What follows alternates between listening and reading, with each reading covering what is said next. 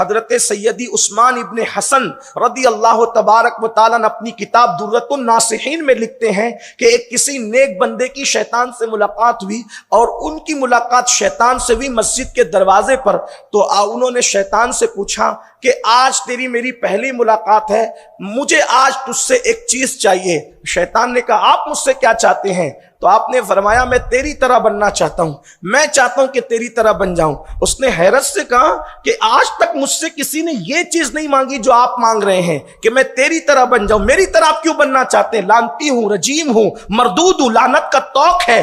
اللہ رب العزت کی طرف سے مجھ پر عتاب قیامت تک ہے اور آپ میری طرح بننا چاہتے ہیں. انہوں نے کہا میں نے ضد کی کہ تیری طرح ہی بنوں گا. تو اس نے کہا ٹھیک ہے, اگر اتنا حوصلہ میری طرح بننے کا ہے, آپ کو اگر میری طرح لعنتی بننا ہے, اللہ کا دشمن بننا ہے, تو دو کام آپ کو کرنا پڑے گا. ایک کام تو یہ کہ جھوٹی قسمیں کھانا شروع کر دو, ایک کام یہ جھوٹی قسمیں کھانا شروع کر دو, اور دوسری چیز نماز میں سستی کرنا شروع کر دو.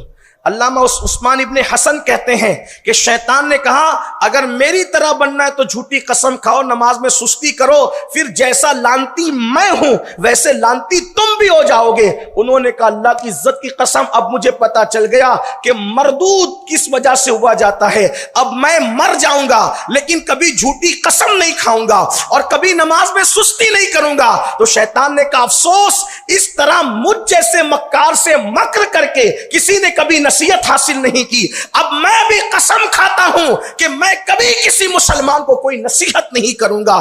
آپ اندازہ کریں, اس سے پتا چلتا ہے, اللہ اکبر, اس سے پتا چلتا ہے کہ جھوٹی قسم کا وبال کتنا ہے. لیکن آج کل لوگ تو جھوٹی قسم کو گناہ سمجھتے بھی نہیں.